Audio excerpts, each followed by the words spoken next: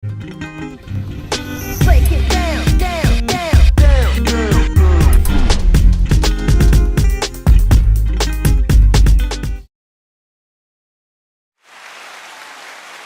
Hey, hey. Hey, hey. What is good, everybody? Good morning and welcome to another episode of The Blockuments. Crypto education through everyday conversations. My name's Nate Talbot. I'm the executive director of Detroit Blockchain Center.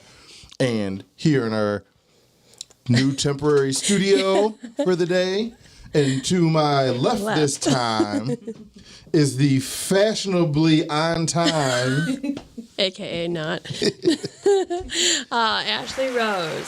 Ashlee Rose. Yes, I am an online reseller. I'm an everyday builder, and I'm on a journey to figure out what in the heck is going on with all of this crypto, Bitcoin stuff.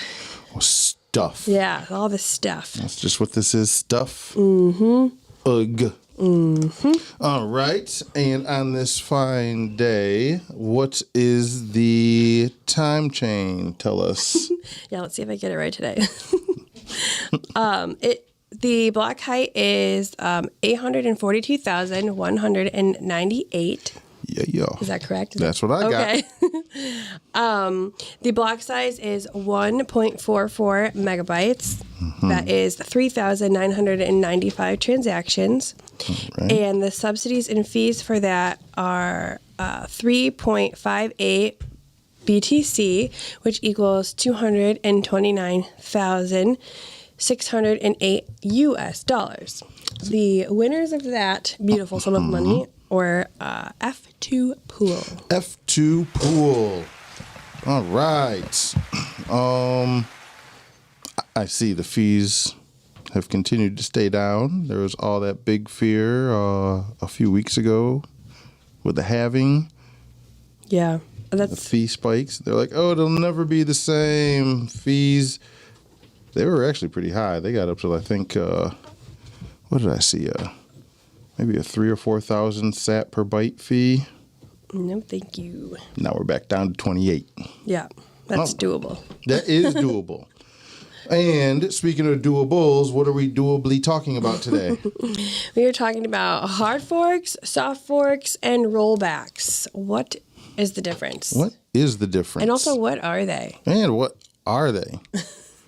Yes. Oh, all right. So that's So I know, I guess, a little bit about like what maybe a hard fork and a soft fork is, but rollbacks, I'm not sure. I know you mentioned it on a previous episode, but yeah, I don't remember. The only thing that like it reminds me of is like Walmart rollbacks, maybe like a blue light special like Kmart.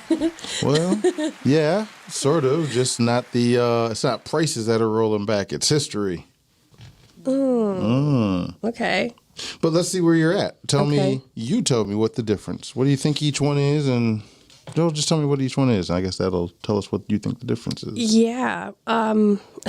Well, okay, so a fork is when two things go two different ways. So a hard fork would be like, let's say, Bitcoin, and they wanted to make a change to maybe like the core software or the core code, and then that would be a hard fork.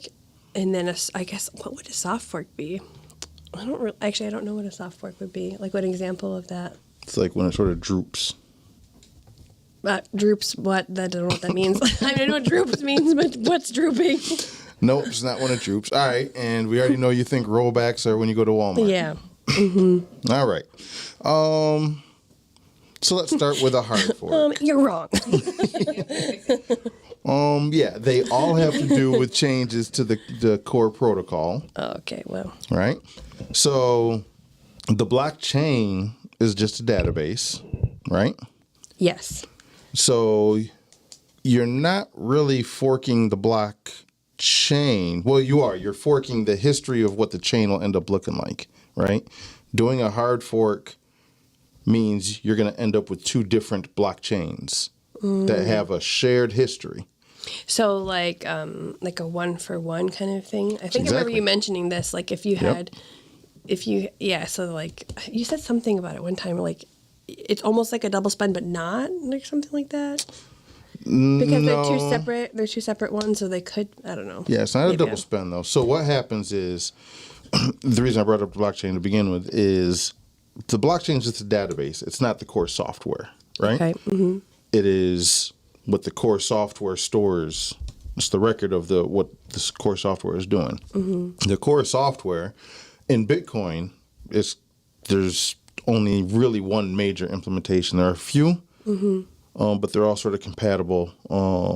But people use what we call Bitcoin Core as the core implementation versus like an Ethereum has several different software versions they use, right?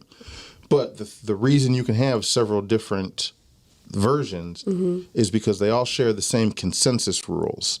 And that's really the core of all of this, right? What rules do we agree on? This is why it makes a distributed ledger, right? The decentralized thing work is because I can run the software on my own. I don't need to really care about what your node says. Yeah. All we're looking for is what rules do we all agree on, right? What is the supply? For Bitcoin is 21 million, right? Okay. We all agree on that. And so when my node sees an incoming transaction, it's going to look and say, all right, does that node that pushed that transaction, does that follow the same rules? Does this transaction follow all the rules? Not double spent, only 21 million.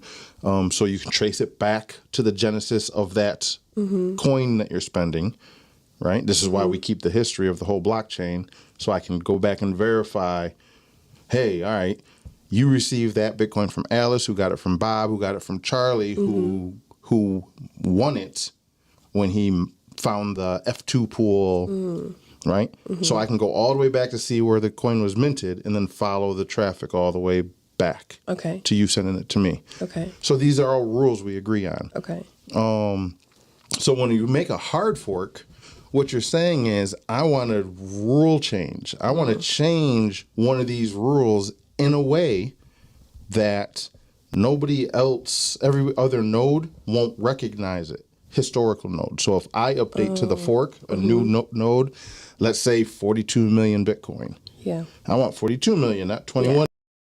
Yeah. Well, your node's not going to agree to that. Right. So it's not going to recognize that transaction. It's going to call it invalid, right? We've seen this happen several times with several different protocols, but the most popular one was the Bitcoin Cash hard fork, right? Bitcoin, a subset of Bitcoiners didn't want the 1 meg block size, right? And so they wanted it to go all the way up to like 4 megs. Okay. I think. And then I think it was 4. And then we negotiated down, right, heavy quotes. The negotiation was, well, there was no real negotiation because everybody came to different terms. But what they thought was going to happen is we would do SegWit in Bitcoin, which is a soft fork, and we'll get into that in a second. We'll do SegWit, which will functionally raise the block size limit. Okay. Without actually increasing the block. Okay. Bitcoin Cash didn't like, the people who started Bitcoin Cash didn't like that idea. They didn't like SegWit. Not alone. Okay. They thought there was going to be a second part. And this is where all the friction really came down. They thought there was going to be a second, called SegWit 2X. And when that didn't happen, they were mad and they're like, forget it. We're changing the consensus rule. We're going to allow for bigger blocks. So the Bitcoin Cash people wanted the SegWit 2X or whatever? They thought we were going to get SegWit 2X, which would essentially make the blocks And so then bigger. when they didn't get it, they were like, oh, this is... Yeah, screw you guys. I'm going home. Okay. And then it was a debate on, well, usually when you get mad and go home, you take your ball with you. Yeah. Well, if Bitcoin's the ball, who gets to take that? Right. It's you and me, and we both disagree on this thing that neither one of us really own. Who gets it? Yeah. When you change the consensus rule, which one of us is right?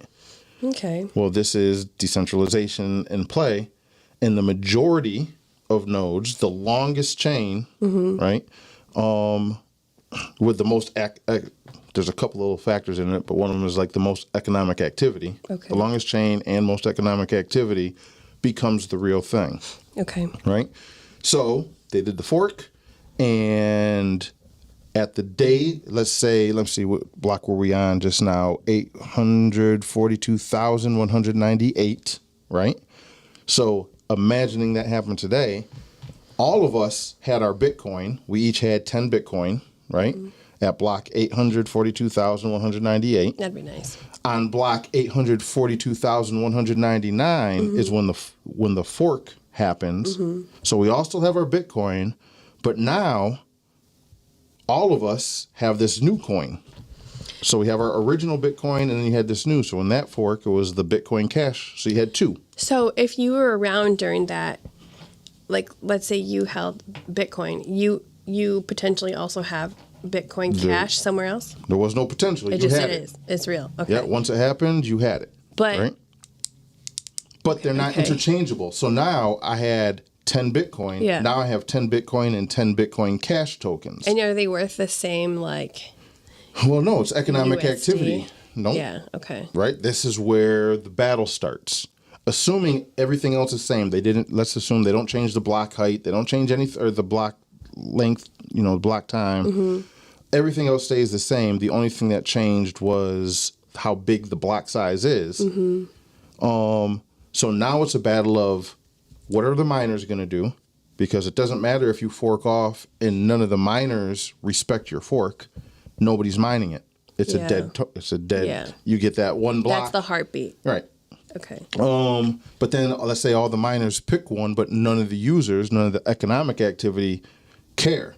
So all these miners are spending energy. Let's say they chose to go to Bitcoin Cash, but only the miners did it. The devs aren't developing for it, besides the couple who made the fork, and none of the users, none of the node runners, people who actually run a node, accept Bitcoin, trade Bitcoin, none of us are using Bitcoin Cash. So then now the miners they just you said when they won the block, right? Let's see, the last block they won $234,000 ish, right? Well, that's assuming there's people out there who want to buy their Bitcoin for $234,000. like an economical backing. Right. Okay. If you got 3.6 Bitcoin and no buyers, all you have is 3.6 Bitcoin. Yeah. You're never going to be able to convert it to dollars, which means you can't pay your energy bill because most of them still want dollars, right? Right. So then what do? Well, the miners hop over to where all the people are, right? This is a community. No one group controls it. Right. We're all in consensus. That's kind of cool. Like when you're putting it this way, it's like the people truly do have the power. Like even if some like bad force came in and wanted to change something, they can. But that doesn't mean that it's going to be worth anything. Exactly. That's kind of cool. And so that's what happened with this fork. And it looked like Coinbase was looked like they were getting on the Bitcoin Cash. This is where a lot of this bad blood in the Bitcoin community sort of came from, why a lot of people don't like the Coinbase. It's not the reason I'm not the biggest fan, but it is a reason. There are a lot of people who just thought the other way was better. And they were wrong because the market decided Bitcoin is Bitcoin. And this is why Bitcoin today is still the Bitcoin of years ago. And Bitcoin Cash had to rebrand. Similar thing happened on Ethereum. Well, this is going to be some controversial thing, but could you say then that Bitcoin Cash is like the OG Bitcoin, since it was like it stayed the same instead of it didn't stay the same. They changed the rule. Oh, they changed the rule. Yeah, they wanted bigger blocks. Oh, they wanted bigger blocks. Okay, my bad. I misinterpreted that. They wanted bigger blocks. They got bigger blocks. I see. And nobody liked it. They're still around. Okay. Well, I mean, there's a couple people around, but you look at it goes economically compared to dollars, the price of Bitcoin Cash is going down compared in dollar terms compared to the price of Bitcoin. Right? Bitcoin is going up, Bitcoin Cash is going down.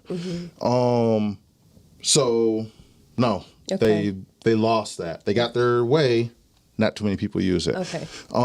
Versus Ethereum, when the DAO hack happened, we won't get into that particularly, but there was a application on Ethereum, right? And it got quote unquote hacked. It had buggy code. Somebody exploited it. And they decided, all right, we need to do a fork. Oh, to fix the bug. Okay. Yep. So that's kind of like a good one. No, well, Nope. because Everything I say is there was nope. there was a core of people who didn't want to change. This was back when code is law was a big thing, right? Yeah, but if there's a bug in it, then why would you want to keep it like that? If code is law, code is law. The whole point of a blockchain, right? This is the mindset. Yeah.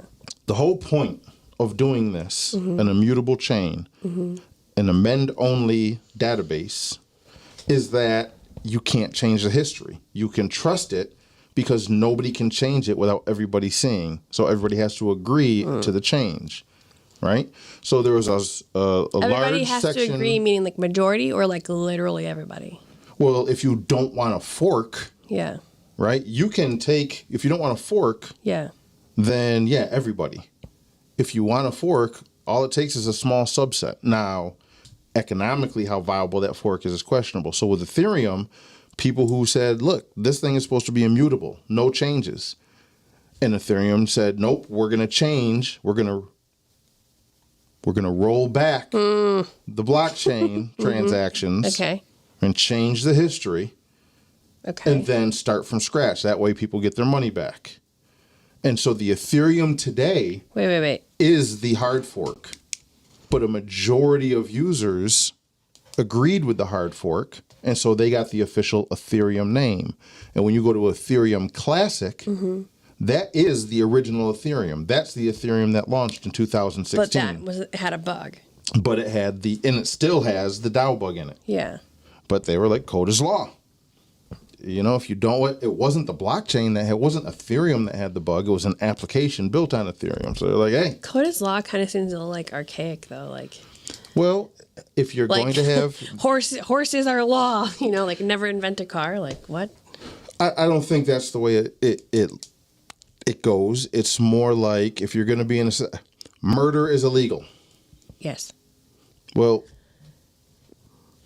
I mean, that's just a consensus rule. There's nothing stopping somebody else from murdering somebody. You could reach over and stab me to death with your breakfast bourbon or pen. There's nothing stopping you from doing it, but we have this social consensus thing. Yeah. There's some things that are just law. Murder is illegal. Yeah. Code is law because we have this distributed ledger that we're building a full global economic platform on. You can't just willy-nilly go back and change history, right? I guess. I mean, which is why we're doing this in the first place, because that's sort of what governments do, right? Money is something that's a hard asset, but right? it sounds like you can, even on like something like Bitcoin. If everybody decides they want to make a fork, they can just fork. Well, this is how it works, right? Dollars are backed by gold. Yeah. But then one person, Nixon, officially, I mean, policy had been doing this for decades, but at the end of the day, one person, Nixon, was like, you know what? Money isn't backed by gold anymore. Yeah. He hard forked dollars. Oh, wow. And you could still say my dollar is still redeemable. It says it right on the bill. But if nobody is willing to give you gold for the dollar, you've lost the fork. But also, is the difference that back then the dollar said that this is redeemable in gold, and they no longer say that? Now they don't say it anymore. But they used to, right? But they used to. When he took it off, they still did. Instance, like no miners are minting new ones, correct? Like, would that be a good analogy? Like, there's nobody making new ones with it saying on the gold, so that's how it becomes the fork. Like the old ones, if you have it says gold, you couldn't technically get it gold. But if it would be a compatible hard fork, let's say when they took us off the dollar or when they took us off gold standard, right? Let's say California and Texas, right, decided to sort of have their own little civil war and they united together and said, well, we got our own gold reserves. Yeah. If you bring those dollars that say redeemable for dollars, we'll redeem them. Okay. And if you bring in gold, we'll give you those dollars back. We're going to keep this going. That would have been a fork of the dollar, a hard fork of the dollar. Okay. But no state did that. Right. Because A, you can't, because the federal government is one who issues the money. Right. So it was just a hard fork, right? Getting over into what a soft fork is. Soft fork happens all the time. So I had mentioned with the Bitcoin Cash, one of the initial agreements was we'll do SegWit. What SegWit did was changed a piece of the protocol, a piece of the core code, in a manner that allowed you to take a lot of the data that usually was in a transaction and sort of rip it out and put it someplace else, right? And that made the transaction smaller. So theoretically, you could fit more transactions in. So it's like doubling the block size. If everybody did a SegWit transaction, it would be like you had 2 megs versus 1 meg, right? That code, and here's the big difference with the soft fork, that code does not cause a hard split, right? So why do they call I it fork, though? It's confusing. I update my node, and you do not update your node. So I like SegWit. Okay. And so I'm going to update my node to recognize it. I'm going to use the newest software. You're like, I'm not sure about all that. I'm going to keep the old software. So the only thing I can't do is send you a SegWit transaction because your node doesn't know what that is. It's like, hey, your transaction is missing a bunch of data. I don't recognize it. So what would happen in that? But I can, instead of me sending you this Bitcoin as a SegWit transaction, I just send it to you as a non-SegWit transaction. And your code's like, oh, I recognize that one. Cool. I'll take it. So we can still interact with each other. A new coin isn't created, right? It's just the way I send you the coin. If I put it in this envelope, your node is like, what's that? That's an envelope. That's not $1. Yeah. I need $1. Yeah. Right? And so I'll just I'll take it out the envelope. Here you go. Yeah. You're like, oh, got you. And It's inside. and so it doesn't it's a change in the protocol for people who want the change. And even soft forks are hard to get through because you have this Taproot, which was another soft fork after SegWit, right? Every update is essentially a soft fork. Every time there's a new implementation, you're generally changing the... And is that because you can opt in or out of it? Or? Because it's backwards compatible. So even if you do it, older nodes don't have to update. Nobody gets kicked out of the network. With a hard fork, you have 2 different networks. You have 2 different coins that don't understand each other, right? With a soft fork, there's always one coin. It's just how I deliver it to you, right? So Taproot was a soft fork that took the 2 block size limit and essentially made it 4 megabytes.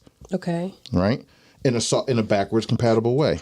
Again, maybe you love SegWit, but you hate Taproot.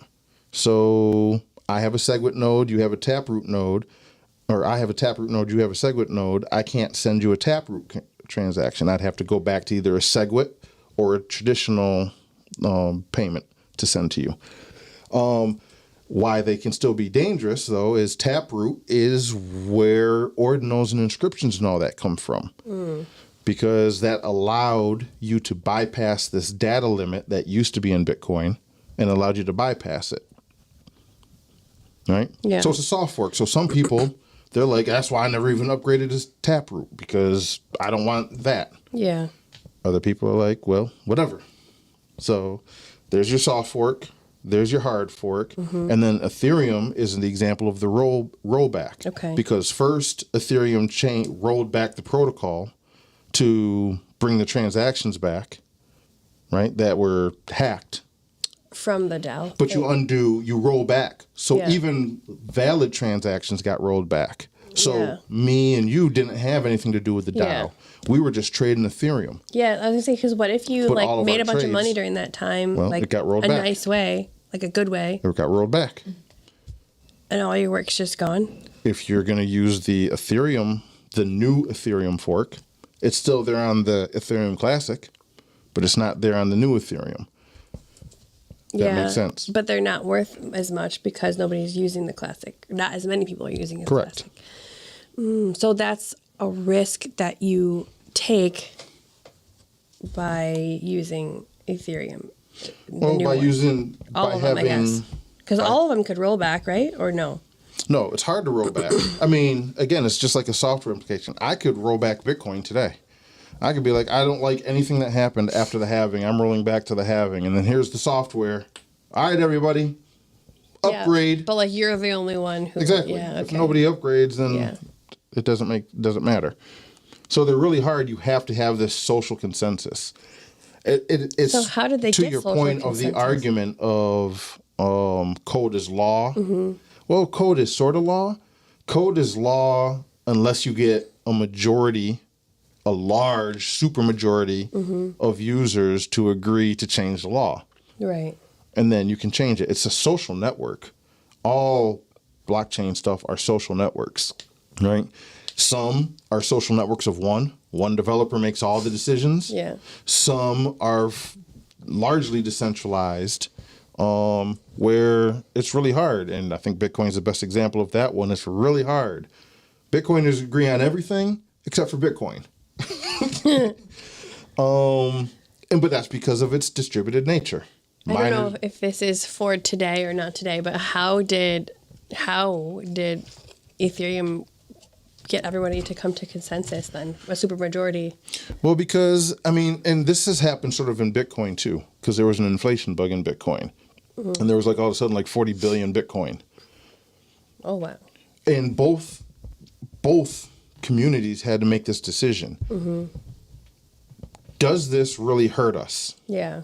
And both, I mean, Bitcoin, obviously, your whole premise that the biggest marketing campaign is 21 million tokens. Yeah. And so all of a sudden there's an inflation, but you can't be like, oopsies. Well, I guess we got like 50x as many as we thought we had. Hee hee. Yeah. So everybody agrees. There's a few blocks that happen. Yeah. And then you fork, you roll back Yeah. to before the inflation bug was exploited. And then you fork. And nobody wants that crappy 40 billion Bitcoin. Right. So it dies at that block. So it's, not all forks in the road are even. Some forks, I don't want to flip off the audience here. Some forks are short. Yeah. Right? Okay. So it forks, but it dies here. Yeah. And it goes on. Yeah. Some both live on, but their economic value isn't equal. Yeah. Bitcoin and Bitcoin Cash, Ethereum and Ethereum Classic. Some have a longer chain, right? They both grow at the same time, but then one Yeah. keeps growing faster than the other. Yeah. And that happens a lot of times too. We want to Was get that like the droop orphan you were blocks. talking about? Nope. I was just being sarcastic with you. So it happens all the time. Yeah. Now, since Ethereum always wanted to go from day one to proof of stake, they just didn't know how to do it. So they just launched and said, we'll use proof of work. And then when we figure out proof of stake, we'll transition. And so especially after the DAO hack and understanding how blockchains work, that's sort of what they planned. They said, all right, how do we make everybody fork? Yeah. Because we're going to slowly put changes in that's not going to be backwards compatible. Yeah. It's going to be a hard fork. We need the entire network. So what they did is they put these little, I forgot what they called them, something bomb. They put these little block bombs. Okay. And they would say, again, right now we're at block height 842,200. So we're going to say, look, at block 900,000, this whole chain blows up. Oh, wow. So at block 800,999, we have to do a fork. Now you don't have to upgrade your software, but it's going to blow up. It just won't work. The mining won't work. It's like a mining bomb. The mining just doesn't work anymore. Okay. So you have to fork. So fork or nothing. It's exciting. You didn't see nothing. That's kind of crazy though. Like, how can they just do that? Like, doesn't that seem like it's just like, doesn't that make it sound like it's controlled? There's a lot of argument for that. There's also an argument but everybody in the Ethereum community is good with it. Are you sure? Well, I don't think most people even know what happened. Oh, yeah. I don't think 99% of the Ethereum people knew that's how Ethereum worked. So they like strong-armed everybody. Most Bitcoiners don't know how Bitcoin works. So, I mean, it's all subjective. Yeah. You know, But that's doesn't on your take. But doesn't it sound like they strong-armed him then? Well, no, because they could have just kept on using Ethereum Classic and dealt with the DAO hack. But the bomb thing. Right, but now you should know this is an open protocol. Yeah. No matter else how you feel about Ethereum, it's open source. There's no secrets in the code. So go look. It's right there. They didn't obfuscate it away into the background. Yeah. Like, it's called a difficulty adjustment bomb. That's what it was. Where Bitcoin has the difficulty adjustment. Yeah. And all that does is make it more harder. Their difficulty bomb made it impossible to mine. Yeah. That's what it was called, like a difficulty bomb. So, and people agree to it. Why is that bad? If you don't like it, don't use Ethereum. That's what people did. People just wouldn't use Ethereum. They stayed on Ethereum Classic. They went back to Bitcoin. They moved on to something else. But doesn't that show that like they could just difficulty bomb whenever they want? Like who? No, who they did can't that? do it Like, whenever who? they want. Like who? They had difficulty bombed it? They had predefined segment. Well, the first one was predefined, so everybody knew. Afterwards, yes, who chose what the next timing was? Yeah. You know, some people feel it was very centralized. Other people feel like it wasn't. Just another topic for another day. Sort of. Okay, what would it be called? Difficulty bomb. Yeah. Well, we sort of covered it at 101. Who decides? Yeah. Who runs the blockchain? Okay. We can do a part 2. But as far as, right, yay for part 2s. But as far as hard forks, soft forks, and rollbacks, Yeah. tell me, what's the difference? Okay. A hard fork is when you change the rules, the consensus rules. Or am I not? Just the rules. You're Just the rules? No, you're just missing one piece. It's the consensus rules. Okay. A hard fork is when you change the rules and you make 2 different coins. Mm-hmm. Am I missing something still? Yeah, that's right. Okay, I'm gonna write down 2 coins. 2 coins. And they're kind of like copies, but like they're different. They're not backwards compatible. Not backwards compatible. Write that down. Okay. You change the consensus rules in a way that's not backwards compatible. If I update and you don't, we can no longer transact it with a hard fork. Okay. Okay. I think I have a question about what exactly backwards compatible means, or is that what that means? That's what it means. Okay. That means if I wanted to transact with you, we did a hard fork, and I upgraded to the hard fork, and you don't. I just can't send you Bitcoin unless I downgrade. I get rid of my upgrade and go back a version. Okay. But then I'm dealing with a whole different coin thing, right? Okay. Because there's 2 coins. A soft fork is a consensus change that is backwards compatible. I can still transact with you. You just don't benefit from some of the cool stuff. Think of regular software. Photoshop. Most people know Photoshop. Photoshop has AI in it now, right? I upgraded to the new version of Photoshop that has AI. You didn't. You don't get to use the AI features. I do. But I can still send you a Photoshop file and it'll open. You just can't modify the AI part because you don't have the AI. You can see the results of the AI, but you can't run the AI because you didn't upgrade. It's like read only. It's sort of, yeah. You're like, but no, I can still stop send it. you but I can still send you a Photoshop file. Yeah. Versus you're like, I hate Photoshop. Yeah. I'm starting picture edit. Yeah. And now they're 2 totally different formats. Right? I can't send you a Photoshop file and you open it up in picture edit because it's not a Photoshop file. Okay, another hard fork. thing in my head. Is it kind of like Excel and Google Sheets, how they used to be when they used to not be able to be read by each other?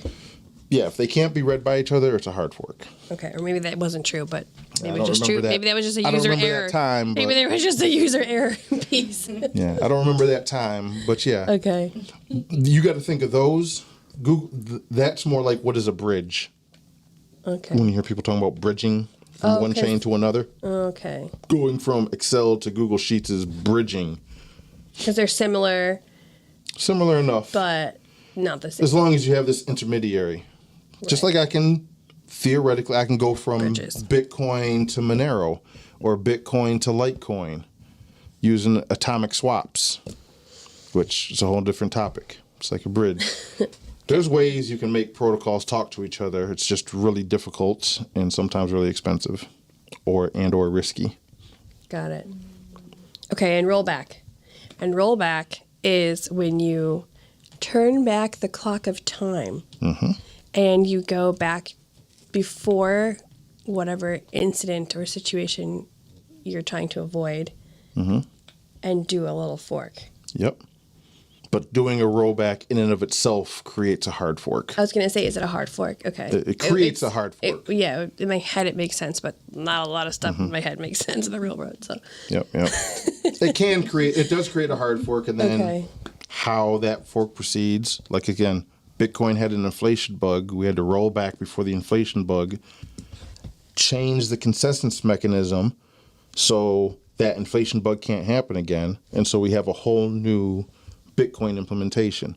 But every Bitcoiner in existence was like, yeah, that's the one I want.